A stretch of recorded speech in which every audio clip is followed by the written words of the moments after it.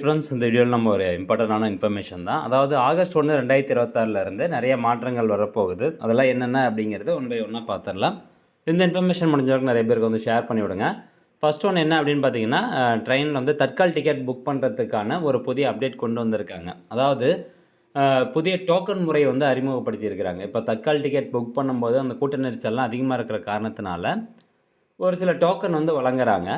அதில் இப்போ AC Tatkal token நீங்கள் வாங்கக்கூடிய நேரம் பார்த்தீங்கன்னா, காலை 8:30 மணிலேருந்து 9 மணி வரைக்கும் அதுக்கான கால அவகாசம் வந்து ஒதுக்கியிருக்கிறாங்க.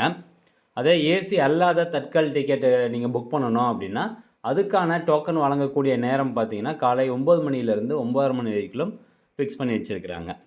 ஸோ இதனால் ஒவ்வொரு முன்பதிவு மையத்திலும் ஏசி தட்கலுக்கு 10 டோக்கன்களும், ஏசி அல்லாத தட்கலுக்கு 15 டோக்கன்கள் மட்டுமே வழங்கப்படும். இப்போ ஒவ்வொரு ஸ்டேஷன்லேயும் முன்பதிவு மையம் அப்படிங்கிறது ஒன்று இருக்கும்.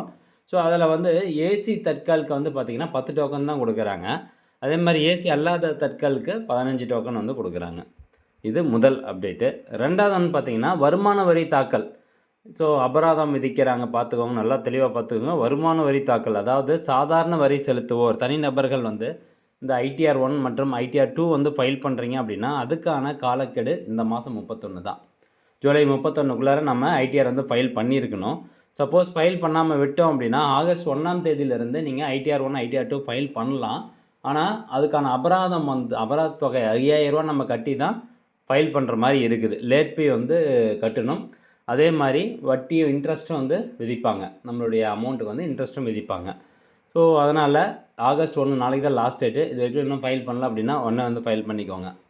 அடுத்தபடியாக பார்த்தீங்கன்னா, வணிகங்கள் மற்றும் ஃப்ரீலான்சர்களுக்கு, அதாவது சிறு வணிகங்கள் மற்றும் சுயதொழில் செய்பவர்கள் ஆடிட் தேவைப்படாத ITR 3 மற்றும் ITR 4க்கு உங்களுடைய ITRஐ சமர்ப்பிக்குவதற்கான கடைசி தேதி ஆகஸ்ட் 31, 2026 வரைக்கும் இருக்குது. ஸோ இன்னும் ஒரு மாதம் இருக்குது. அதுக்குள்ளே வந்து சப்மிட் பண்ணிக்கோங்க. ஸோ சாதாரண வரி செலுத்துகிறவங்க ITR 1, ITR 2 ஃபைல் பண்ணுறவங்க வந்து ஆகஸ்ட் 31 வரைக்கும் ஃபைல் பண்ணலாம். ஆனால் அதுக்கான அபராத தொகை 5000 ரூபா கட்டி தான் நம்ம ஃபைல் பண்ணுற மாதிரி இருக்குது. ஓகே. அடுத்தபடியாக LPG கேஸ் சிலிண்டர் விலை ஒவ்வொரு மாதமும் பார்த்திங்கன்னா முதல் தேதி எண்ணெய் நிறுவனங்கள் அந்த LPG கேஸ் சிலிண்டர் வந்து ரிவைஸ் பண்ணுவாங்க, ப்ரைஸ் வந்து ரிவைஸ் பண்ணுவாங்க. ஸோ அந்த வகையில் இந்த ஆகஸ்ட் 1ஆம் தேதியும் பார்த்திங்கன்னா வணிக பயன்பாடு, அதே மாதிரி வீட்டு உபயோக சிலிண்டருக்கான அந்த ஒரு விலையும் வந்து மாற்றுவதற்கான வாய்ப்பு அதிகமாக இருக்குது. ஆதார் கார்டில் மாற்றம், அதாவது ஆதார் கார்டில் சேஞ்சஸ் அப்படின்னு பார்க்கும்போது, இந்த ஆதார் அடிப்படையிலான சரிபார்ப்பு KYC அப்படின்னு சொல்லுவோம் இல்லைங்களா? ஸோ இந்த ஆதார் அடிப்படையிலான சரிபார்ப்பு வந்து இனி ஒவ்வொரு டைமும் ஒவ்வொரு நிதி நிறுவனமும் ஆதாரினுடைய OTP பெறாமல் CKYC டீடைல்ஸ் மூலமாக வெரிஃபை பண்ணுவதற்கான ஒரு வசதியை வந்து கொண்டு வர போகிறாங்க. அதான் கீழே கொடுத்துருக்காங்க பாருங்கள். CKYC 2.0, அதாவது மத்திய வாடிக்கையாளர் விவர சரிபார்ப்பு, சென்ட்ரல் நோ யுவர் கஸ்டமர் அப்படின்னு சொல்லுவாங்க. அதில் இப்போ 2.0 அப்படின்னு வருது. இதில் தெளிவாக பார்க்கலாம். வங்கி, காப்பீடு மற்றும் மியூச்சுவல் ஃபண்ட் கணக்குகளை எளிமைப்படுத்த மத்திய வாடிக்கையாளர் விவர சரிபார்ப்பு CKYC 2.0 ஆகஸ்ட் 1 முதல் அமலாகிறது. ஆகஸ்ட் 1ஆம் தேதியிலேருந்து இது நடைமுறைக்கு வருது. ஸோ CKYCனா ஒன்றும் இல்லைங்க, உங்களுடைய ஆதார், பேனு, ஃபோட்டோ, உங்களுடைய பயோமெட்ரிக்கு எல்லா விவரமும் பார்த்திங்கன்னா இந்த சென்ட்ரல் நோ யுவர் கஸ்டமர் ரெஸ்பிராட்டரியில் வந்து இருக்கும். அந்த அவங்க சர்வரில் வந்து இருக்கும். அது அந்த அந்த எல்லா டீட்டெயில்ஸும் சேர்த்து ஒரு 14 டிஜிட் நம்பர் வந்து கொடுத்துருவாங்க. இன்கேஸ் நீங்கள் இப்போ ஒரு பேங்க்கில் வந்து அக்கௌண்ட் ஓப்பன் பண்ண போகிறீங்க அப்படின்னா, உங்களுடைய அந்த 14 டிஜிட் CKYC நம்பர் மட்டும் கொடுத்தா போதும். அவங்க ஈஸியாக வந்து அக்கௌண்ட் வந்து ஓப்பன் பண்ணி கொடுத்துருவாங்க. இன்சூரன்ஸாக இருக்கட்டும், எல்லாத்துக்குமே. நம்ம ஒவ்வொரு டைமும் ஒவ்வொரு நிதி நிறுவனங்கள்கிட்ட போயிட்டு நம்மளுடைய ஆதார் கார்டு, ஃபோட்டோ, கைரேகை இந்த மாதிரி விஷயங்கள்லாம் பண்ண தேவையில்லை. அப்படிங்கிறதுனால தான் இந்த CKYC 2.0 அப்படிங்கிறது கொண்டு வந்திருக்கிறாங்க. ஸோ இதன் மூலமாக உங்களுடைய 14 டிஜிட் நம்பர் மட்டும் நீங்கள் சேவ் பண்ணி வச்சுக்கிட்டால் போதும். ஸோ ஒவ்வொரு டைமும் நம்ம இந்த டாக்குமெண்ட் ப்ரூஃப் கொடுக்கணும் அப்படிங்கிற அவசியம் கிடையாது. அதுதான் அங்கே சொல்லியிருக்காங்க. நீங்கள் ஒரு முறை KYC செய்துவிட்டால் உங்கள் ஒப்புதலோடு எந்த ஒரு நிதி நிறுவனமும் மத்திய பதிவேட்டில் இருந்து உங்கள் விவரங்களை நேரடியாக பெற்றுக்கொள்ளும். ஒவ்வொரு வங்கிக்கும் தனித்தனியாக KYC ஆவணங்களை சமர்ப்பிக்க வேண்டியதில்லை. ஓகே. அடுத்தபடியாக GST மின் வழிச்சீட்டு, அதாவது இப்போது வணிகம் செய்வதற்கு தான் இந்த ஒரு அப்டேட்டு. ஆகஸ்ட் 1 முதல் சரக்கு மற்றும் சேவை வரி அமைப்பில் 2 முக்கிய மாற்றங்கள் வருது.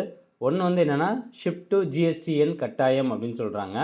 அதாவது இப்போ பில்லு ஒரு முகவரிக்கும் அந்த பொருள், அதாவது சரக்குகள் வேறு ஒரு கிளை அல்லது கிடங்கிற்கு அனுப்பப்பட்டால் சரக்கு போய் சேரும் இடத்தின் ஜிஎஸ்டிஐஎன் எண்ணை மின்வெளிச்சீட்டில் குறிப்பிடுவது கட்டாயமாக்கப்பட்டுள்ளது.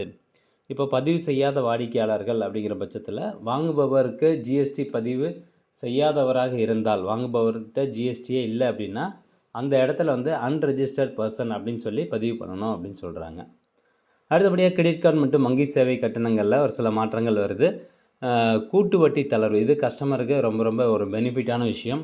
இப்போ நீங்கள் கிரெடிட் கார்டு வச்சுருக்கீங்க அப்படின்னா அந்த கிரெடிட் கார்டில் நீங்கள் செலுத்தப்படாத கன்வீனியன்ஸ் ஃபீஸ், அதே மாதிரி அபராதம் அல்லது வரிகள் மீது இனி வங்கிகள் கூட்டு வட்டி அதாவது விதிக்கக்கூடாது அப்படின்னு சொல்லியிருக்கிறாங்க. காம்பவுண்ட் இன்ட்ரெஸ்ட் விதிக்கக்கூடாது, சிம்பிள் இன்ட்ரெஸ்ட் தான் விதிக்கணும் அப்படின்னு ஆர்பிஐ உத்தரவிட்டிருக்காங்க. கட்டண உயர்வை பொறுத்த வரைக்கும் இந்த எஸ்எம்எஸ்க்கான ஒரு சில பேங்க் அந்த எஸ்எம்எஸ்ஸிற்கான கட்டணம் வசூலிக்க போகிறதா சொல்லியிருக்கிறாங்க.